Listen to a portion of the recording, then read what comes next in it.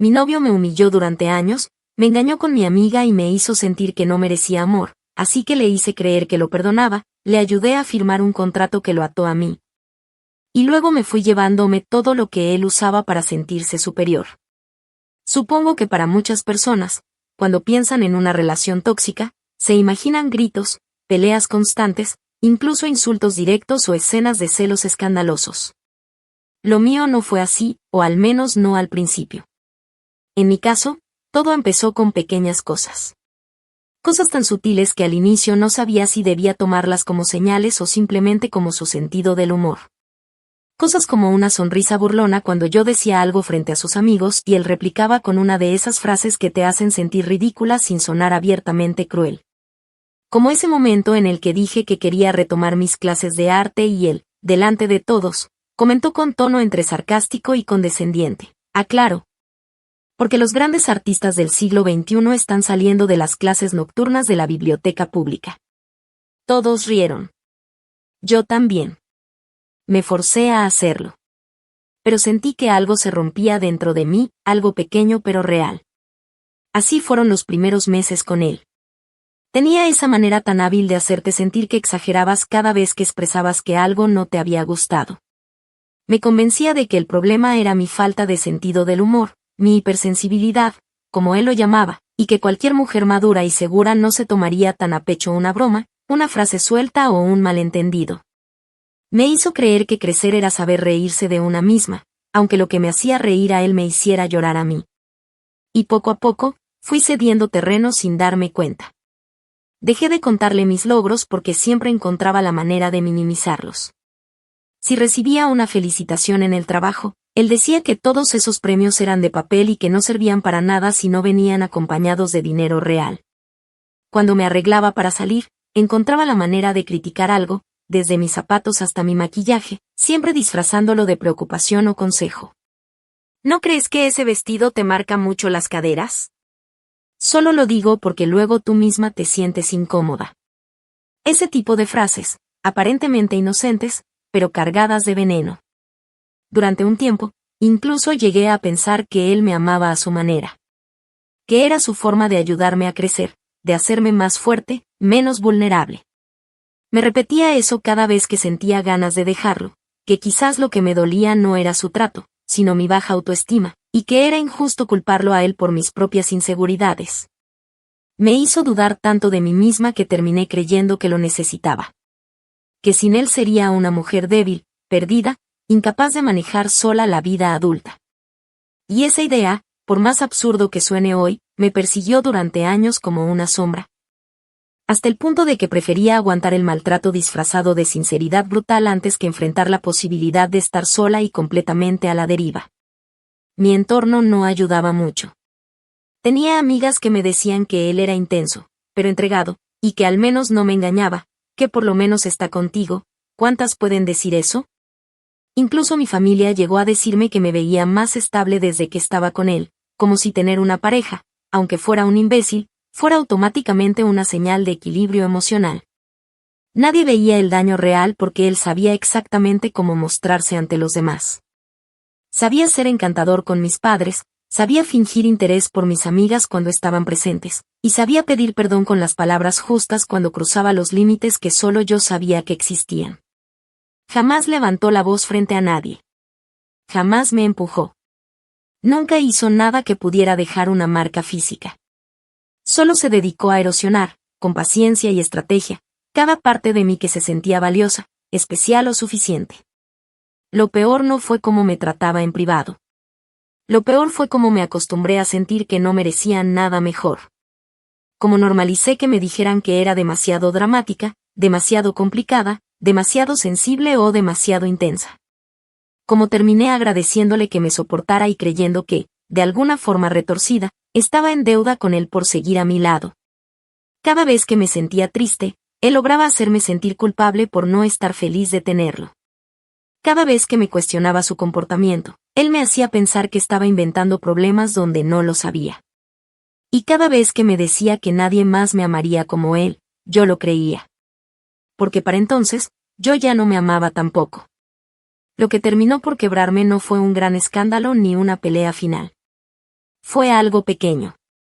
Un comentario que me hizo cuando estaba enferma, con fiebre y sin energía para levantarme de la cama. Me escuchó toser y, sin levantar la mirada de su teléfono, dijo, ojalá no me pegues esa porquería. No tengo tiempo para tus dramas. Me quedé mirándolo. No sentí rabia, ni dolor, ni tristeza. Solo un vacío absoluto. Como si por fin entendiera que todo lo que había normalizado durante años no era amor ni protección, sino una relación en la que yo había sido entrenada para quedarme en segundo plano. Ese día no lloré. Me levanté, me tomé un té, y empecé a ver todo con otra claridad. Ya no desde el lugar de la víctima que suplica un cambio, sino desde una perspectiva más fría, más peligrosa. Algo dentro de mí empezó a planear, no como alejarme, sino como devolver cada uno de los años que me robó. Y no con gritos. No con drama. Con silencio. Con estrategia. Con la misma precisión con la que él me destruyó, yo lo iba a desarmar. Y ahí empezó todo. Porque si algo había aprendido después de tanto tiempo a su lado, era cómo se movía, cómo pensaba y qué cosas lo hacían sentirse invencible. Y precisamente por eso, su caída sería inevitable. Y lenta. Porque las venganzas que se cocinan despacio saben mejor. Actualización 1. Pasaron unas semanas desde aquel día en que mi cuerpo, agotado por la fiebre, recibió más desprecio que compasión. Él nunca se percató de lo que había sembrado con esa frase, porque en su cabeza yo seguía siendo la misma mujer rota que había moldeado a su conveniencia. Y de hecho, durante un tiempo, fingí que lo era. Seguí saludándolo con la misma voz suave cada mañana. Le preparé café como siempre. Fingí que aún me afectaban sus bromas. Le permití sentir que seguía teniendo control sobre mí, mientras en mi interior cada parte de mí comenzaba a fortalecerse con una claridad implacable. A él le fascinaba esa versión sumisa que yo había sido por tanto tiempo, esa que se callaba por miedo a que él se molestara, que se disculpaba por incomodarse, que se forzaba a entender que él era así. Y como yo fingía que nada había cambiado, bajó la guardia. Su crueldad, en lugar de disminuir, se volvió más arrogante. Más cómoda. Más torpe. Una noche, en una reunión con sus compañeros de trabajo, una de esas donde todos beben más de lo debido y se sienten en confianza para decir estupideces, alguien hizo una broma sobre relaciones abiertas. Él, sin el menor filtro y con la seguridad de que yo jamás lo confrontaría en público, respondió entre risas, ¿relación abierta? Ella ni siquiera se atreve a salir sola sin pedirme permiso, imagínate. Y mientras todos reían, yo sonreí. Por fuera, claro. Por dentro, anoté otra línea mental en la lista de humillaciones que más tarde usaría como combustible. No me dolió. Ya no. Solo reforzó la convicción de que mi plan debía ser meticuloso, quirúrgico. Yo no iba a dejarlo con un insulto ni una escena dramática. Él no merecía una despedida. Merecía perderlo todo sin saber siquiera cuando comenzó a derrumbarse su torre de dominio. Durante ese tiempo, observé con detenimiento su rutina, sus costumbres, sus puntos ciegos. Me di cuenta de que lo que más le importaba no era el dinero en sí, ni siquiera el prestigio de su trabajo, sino la imagen que proyectaba. Vivía obsesionado con cómo lo percibían los demás. Su ego no se alimentaba de logros verdaderos, sino de la ilusión de superioridad que necesitaba mostrar frente a los demás. Presumía su auto, el que aún estaba pagando a crédito como si lo hubiera comprado en efectivo, su ropa de marca, que compraba con descuentos o con tarjetas que aún no terminaba de pagar. Y esa relación perfecta con la que alardeaba frente a otros para hacerse ver como el tipo que logró domar a una mujer complicada. Él no me amaba. Me usaba como accesorio. Como parte de ese disfraz que se había construido para impresionar a un mundo al que no le importaba en absoluto. Lo curioso fue que mientras más estudiaba su comportamiento, más evidente se me hizo su fragilidad. Era un hombre que se creía invencible porque había aprendido a manipular mujeres inseguras, no porque fuera brillante ni fuerte. Era un tipo promedio, con logros comunes, pero con una habilidad peligrosa para detectar debilidades emocionales y usarlas a su favor. Me lo repetí cada noche mientras lo veía dormir, no es que él sea fuerte, es que tú estuviste rota.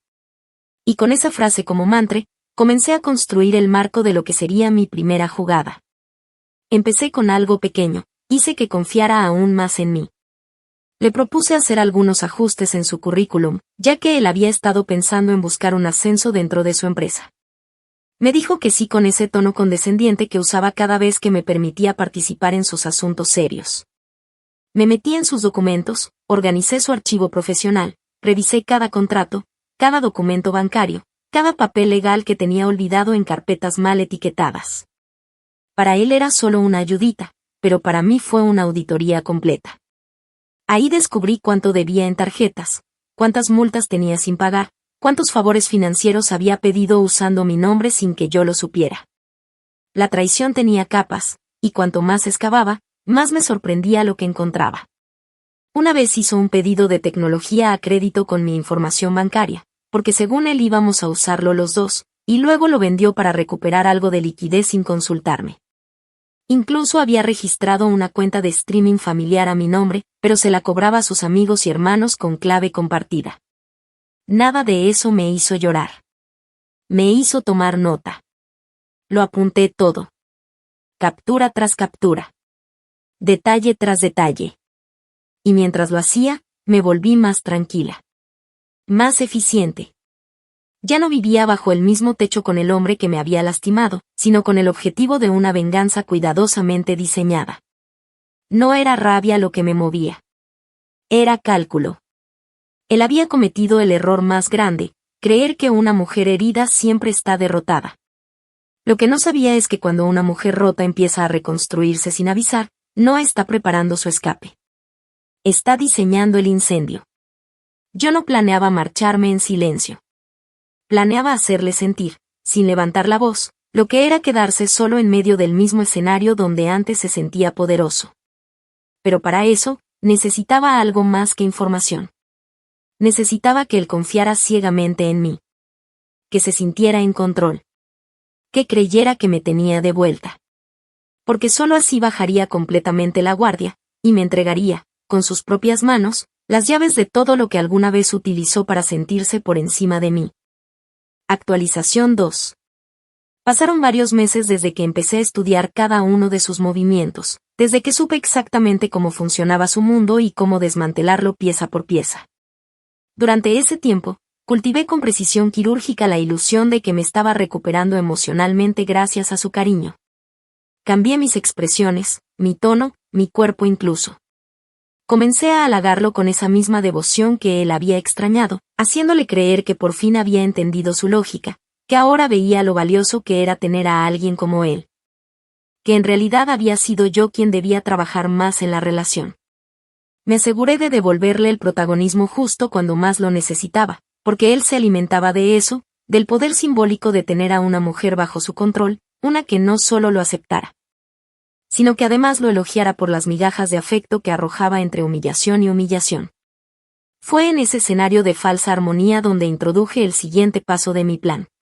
Le propuse que nos asociáramos formalmente para un proyecto que él llevaba tiempo idealizando, una línea de productos de cuidado masculino de lujo accesible, como él la llamaba, una fusión entre su ego, su necesidad de validación masculina y su obsesión por los productos de marca.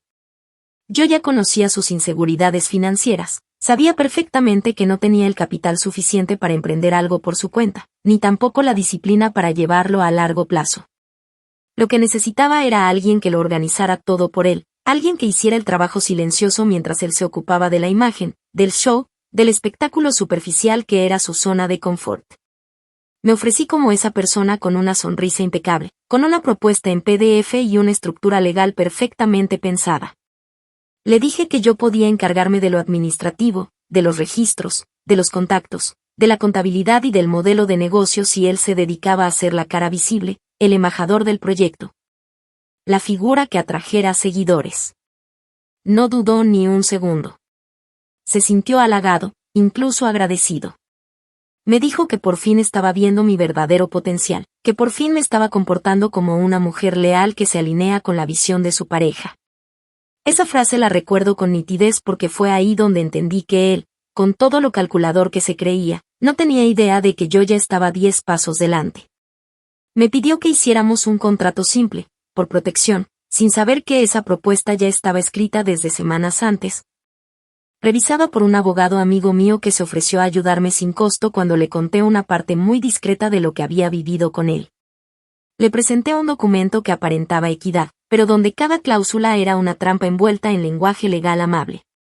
La empresa quedaba registrada a mi nombre, tanto en términos de propiedad intelectual como de titularidad de cuentas. Las deudas se le atribuían a él bajo la figura de socio operador, mientras yo era solo una inversora silenciosa. Él asumía los riesgos. Yo retenía los derechos. En caso de disolución, todo me pertenecía a mí. Y para cerrar con broche de oro, agregué una cláusula que restringía el uso de su imagen comercial si había conductas que atentaran contra la moral de la marca, lo cual incluía engaños públicos, escándalos o filtraciones de contenido privado. Básicamente, si se portaba como siempre, yo tenía la facultad de removerlo sin que pudiera llevarse nada consigo. Lo firmó. Con orgullo. Hasta hizo un brindis simbólico con cerveza artesanal ese mismo día en nuestro pequeño apartamento, diciendo que ahora sí íbamos en serio. Me besó como si me hubiera ganado de nuevo. Me abrazó con posesión, como si yo fuera su trofeo recuperado, como si con ese papel en la mano, me hubiera amarrado de forma definitiva. Y yo, por supuesto, fingí estar igual de emocionada. Le dije que me hacía feliz compartir algo real con él, construir algo juntos desde el amor. Me miró como quien se siente Dios frente a su creación, creyendo que yo había vuelto a ser suya por completo. En las semanas que siguieron, él se dedicó a presumir el negocio como si fuera idea suya.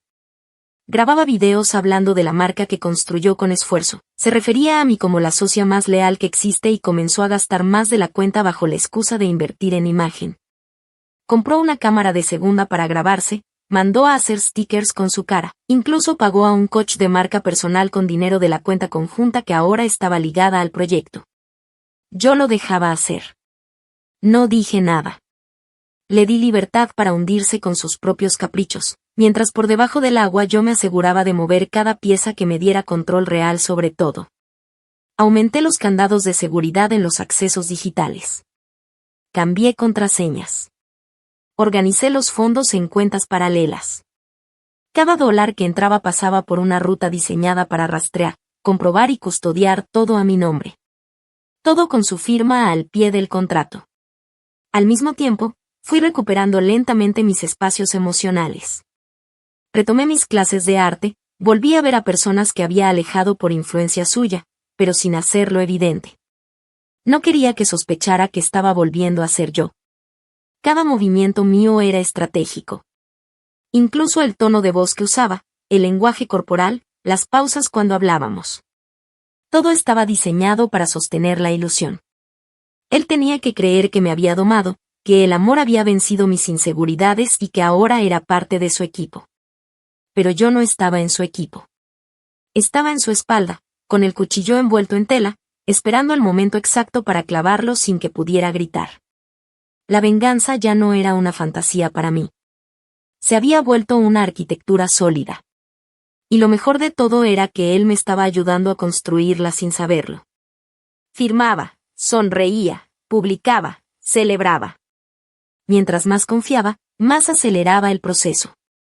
Porque en su mundo, ese donde las mujeres se doblegan si uno les da suficiente desprecio mezclado con migajas de afecto, la idea de que yo pudiera estar planeando su caída le resultaba inconcebible. Creía que lo había ganado. Que había vencido mi resistencia. Que ahora yo era suya, sin condiciones. Y como todo hombre que se cree invulnerable, no sospechaba que el principio del fin ya había empezado.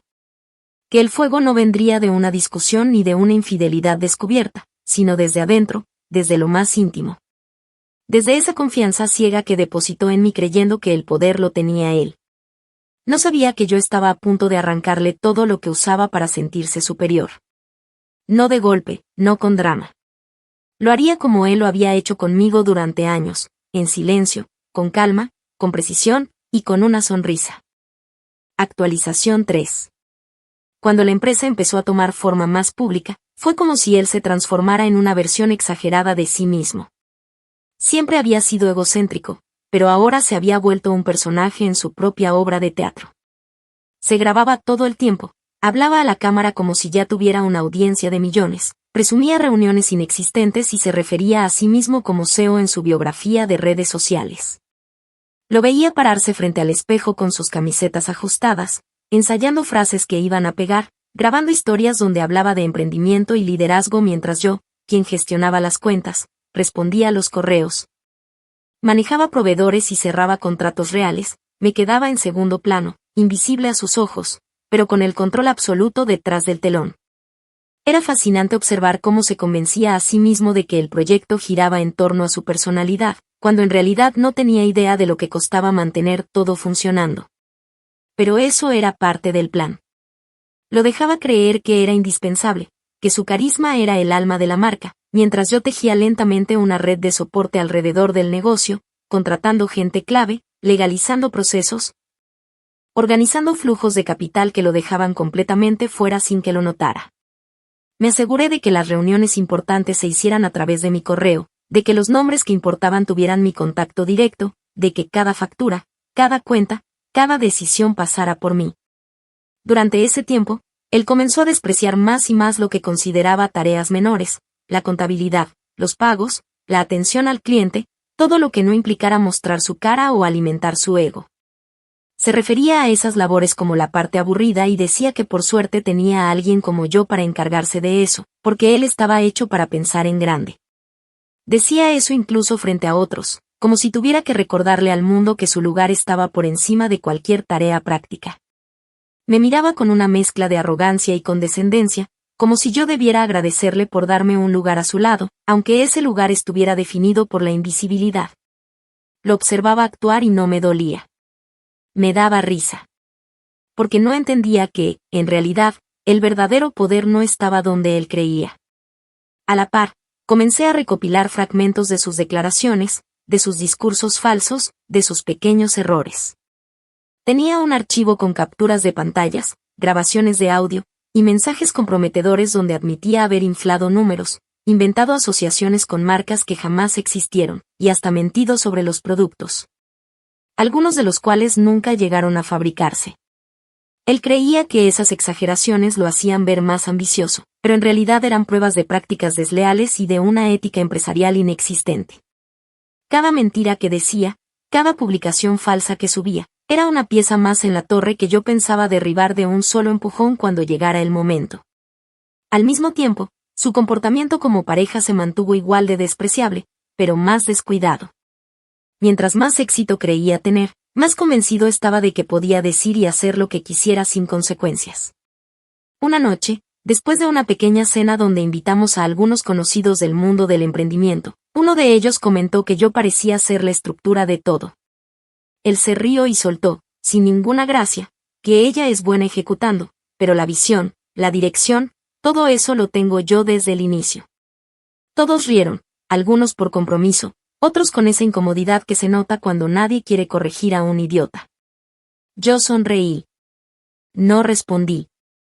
Sabía que no valía la pena corregir a alguien que pronto se enfrentaría a una realidad muy distinta. Unas semanas después, lo dejé encargarse de una reunión con un distribuidor importante. Le di las herramientas, los datos, las condiciones. Le dije que confiaba en él. Y por supuesto, la arruinó.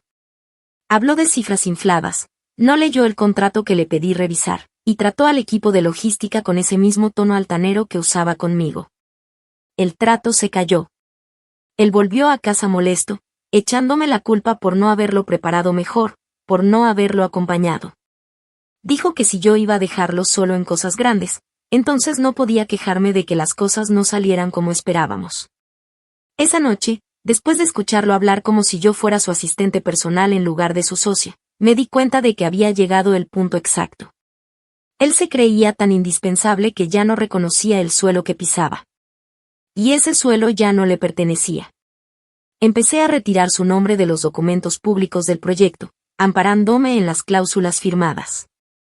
Notifiqué por correo a los colaboradores más importantes que cualquier contacto futuro debía hacerse solo conmigo, por motivos de reestructuración operativa. Le informé a él, por supuesto, de todo esto como si fuera una formalidad sin importancia, argumentando que era lo mejor para evitar conflictos legales y optimizar el flujo de trabajo. No entendió del todo. Me miró con el ceño fruncido, pero no me cuestionó.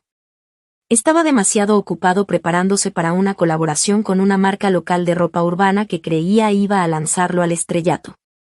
Cuando llegó la semana de lanzamiento de la colección Cápsula, una que él había anunciado como el inicio de una nueva etapa, me aseguré de que los empaques, los logos y toda la presencia digital de la marca llevara solo mi nombre. Le mandé el mock-up final unas horas antes del evento. Cuando lo abrió, me preguntó por qué su firma no estaba en el material, por qué no figuraba su nombre como cofundador. Le respondí con voz serena que eso ya había sido discutido, que él había cedido todo eso al firmar los documentos, y que ahora solo era imagen, no propiedad. Se quedó en silencio. Por primera vez en meses, lo vi desconcertado. No se atrevió a discutir en ese momento, probablemente porque aún pensaba que podía negociarlo después, que yo solo estaba marcando límites momentáneos. No entendía que lo que yo marcaba no eran límites, era su exclusión definitiva. Al día siguiente, no se presentó al evento. Llamó fingiendo estar enfermo. En realidad, estaba devastado. Pero aún no tenía idea de cuán irreversible era lo que acababa de ocurrir. Él, el gran hombre que se creía el cerebro de todo, acababa de quedar relegado a una función decorativa, como un modelo sin nombre, como un rostro más en una campaña que ya no necesitaba su aprobación. Y todo lo había hecho él mismo. Con su firma. Con su arrogancia. Con su convicción estúpida de que yo nunca me atrevería a mover un dedo sin su permiso. La verdad es que no solo moví un dedo. Moví todo un sistema en su contra. Y ni siquiera lo notó. Porque estaba demasiado ocupado mirándose al espejo. Actualización 4. En las semanas siguientes al evento, su reacción pasó de la incredulidad al desconcierto, y del desconcierto a la furia. Pero una furia contenida, pasiva, disfrazada de sarcasmo y silencios prolongados. No me enfrentó de forma directa, no me gritó ni reclamó con palabras claras. Eso no era su estilo. En cambio, comenzó a comportarse como una víctima silenciosa dentro del apartamento, como si yo lo hubiera traicionado a pesar de haber hecho todo por nosotros. Me lanzaba indirectas como que la gente se olvida muy rápido de quien los ayudó a despegar o a veces el éxito se le sube a la cabeza a quienes nunca fueron protagonistas. Me observaba con esa mirada amarga que usan los hombres que están demasiado heridos como para aceptar que perdieron, pero aún demasiado orgullosos como para rendirse. Intentó recuperar el control de a pocos.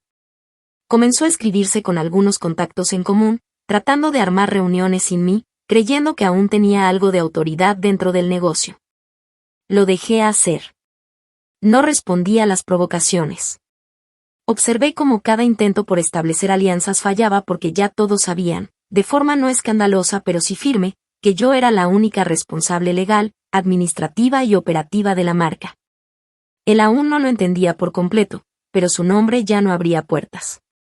Ya no era garantía de nada. Era solo un eco de algo que había sido un espejismo desde el principio. Lo que más le dolía no era haber perdido dinero o poder, sino haber perdido la narrativa. Durante años, él se había alimentado de esa ficción donde era el hombre talentoso, visionario, que había logrado moldear a una mujer emocionalmente inestable para convertirla en una socia útil. Esa historia le daba prestigio entre sus amigos, validación masculina, una posición simbólica de superioridad. Pero ahora, esa narrativa se le deshacía en las manos. Y no porque yo la estuviera desmintiendo, sino porque ya no necesitaba decir nada. Solo me mostraba cómo era, con confianza, con decisión, con presencia, y todo eso bastaba para evidenciar la mentira que había vendido durante tanto tiempo. Uno de los momentos más simbólicos ocurrió en un evento al que asistimos juntos, casi por compromiso, organizado por un colectivo local de emprendedores. En el pasado, él habría sido el primero en tomar el micrófono, en hablar de la importancia del enfoque y en posar para las fotos como si fuera un experto. Pero esa noche, su nombre no estaba en la lista de oradores. La invitación había llegado a mi correo personal, dirigida exclusivamente a mí. Cuando llegamos, los saludaron con cortesía, pero con ese tono neutro que se le reserva a los acompañantes. A mí me entregaron la tarjeta con pase de acceso, a él le dijeron que podía esperar en la zona de invitados generales. Durante la charla, compartí detalles del proyecto, hablé de las decisiones estratégicas, de los errores cometidos y de los aprendizajes. Nunca lo mencioné. No lo excluí de forma grosera, simplemente no estaba presente en mi discurso, y eso fue más humillante que cualquier confrontación. Cuando bajé del escenario, varios asistentes se acercaron a felicitarme. Algunos incluso me preguntaron si consideraba expandirme a otras líneas de productos. Él, mientras tanto, estaba en una esquina, con una copa en la mano, fingiendo revisar su celular, como si no le importara. Pero su rostro lo decía todo. La rabia disfrazada de dignidad. El fuego detrás de una mirada que no podía procesar cómo había perdido todo sin que yo levantara la voz. Esa noche, al volver a casa, hizo el intento más patético de reconquistar terreno. Me preparó cena, algo que no hacía desde los primeros meses de noviazgo, y me dijo que admiraba mi fortaleza, que siempre lo había hecho, pero que recién ahora se daba cuenta del potencial real que tenía si me lo proponía. Me lo dijo con una sonrisa falsa, con un tono forzado, como quien no entiende por qué se está quedando atrás y cree que un halago tardío puede reescribir el pasado. Yo respondí con un simple gracias y me fui a dormir. No necesitaba gritarle que ya no me importaba. Lo entendía con cada gesto.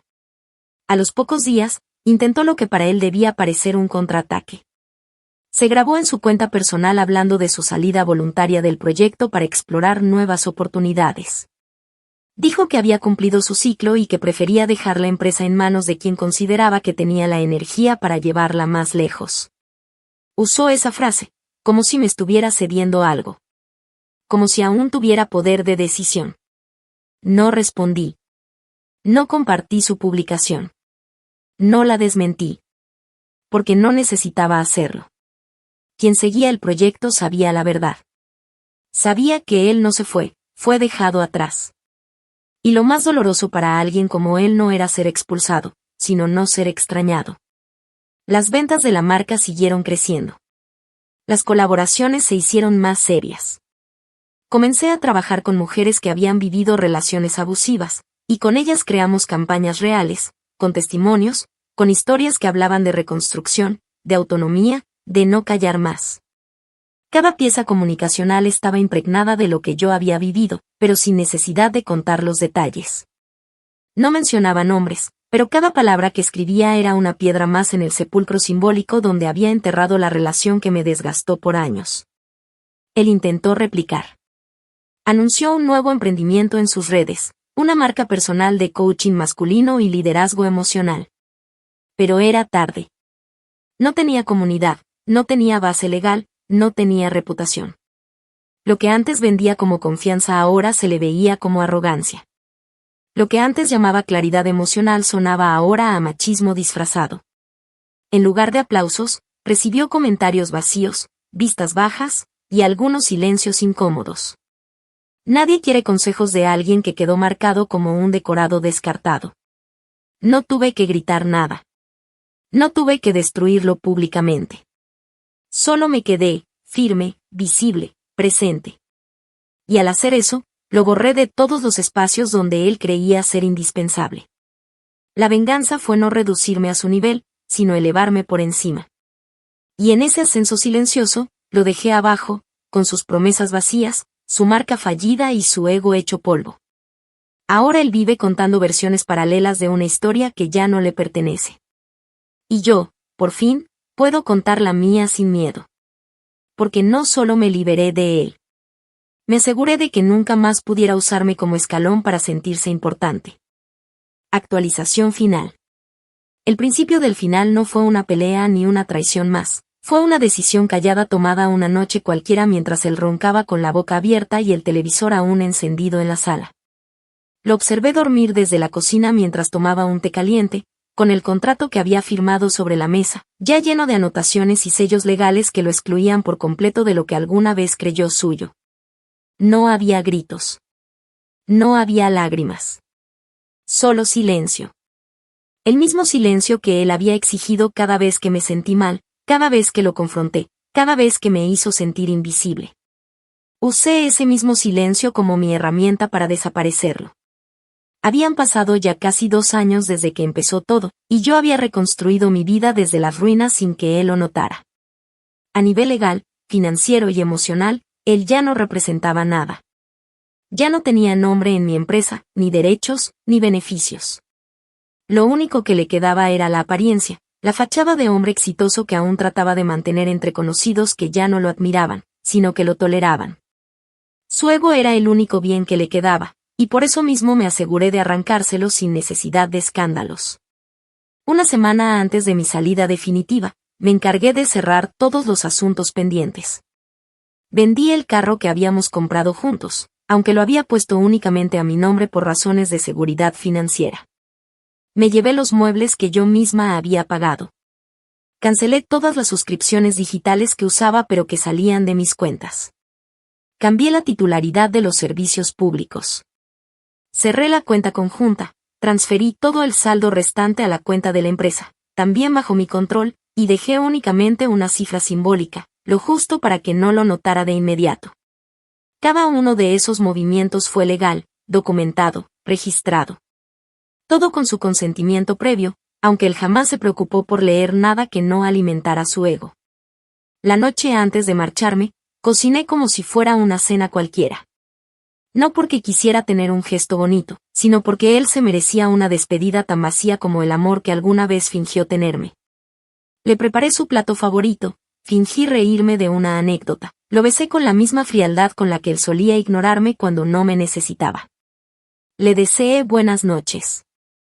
Luego entré al cuarto, terminé de guardar lo último que quedaba en la maleta, y me senté a revisar el itinerario de mi vuelo. Al amanecer, antes de que se despertara, me fui. No dejé una nota. No dejé rastro. Porque no me interesaba explicarle nada. Ya lo había perdido todo. Solo que aún no lo sabía. Cuando finalmente lo supo, fue porque intentó hacer un retiro bancario y no encontró fondos. Llamó a mi número y descubrió que ya no estaba activo. Fue a la oficina del proyecto y se encontró con una sede vacía. El equipo ya estaba trabajando desde otra locación, una que jamás supo que existía. Escribió a mis redes, a los correos corporativos, a conocidos en común. Algunos no respondieron. Otros solo dijeron que yo había seguido adelante y que no sabían más. No hubo confrontación, porque para confrontarse necesita que alguien esté dispuesto a escucharte. Y yo ya no lo estaba. Después vinieron las amenazas veladas. Comentarios indirectos en redes donde hablaba de traiciones, de gente que se olvida de dónde viene. Hasta llegó a insinuar que yo me había aprovechado de él, que le había robado su visión. Pero cada vez que lo hacía, más ridículo se veía. Nadie le respondía. Nadie le creía. Porque su reputación ya no era la de un visionario, sino la de un tipo que se aferraba a un pasado que solo existía en su cabeza. Con el tiempo, se fue apagando. Su contenido pasó de intentar mostrar una vida de éxito a convertirse en publicaciones desesperadas, motivacionales, vacías, con frases sacadas de libros que nunca leyó. Perdió seguidores. Perdió apoyo. Perdió sentido. Y yo, mientras tanto, seguí creciendo. Hoy vivo lejos de esa ciudad, con una vida nueva que no necesita explicaciones. No cargo con el trauma, porque lo procesé. No cargo con la rabia, porque la convertí en estrategia. Y no cargo con él, porque lo solté incluso antes de irme físicamente. No me arrepiento de nada. Ni de haberlo amado, ni de haberlo destruido. Porque el amor que le di fue real, y la destrucción también. Y ambas cosas eran necesarias. Me han preguntado si lo perdoné. Y mi respuesta es que no lo necesito. No necesito perdonarlo porque no tengo nada pendiente con él. Lo que hizo ya no me duele. Lo que viví no me define. Lo que construí después de él es infinitamente más fuerte que cualquier palabra suya. Él creyó que al humillarme me rompía.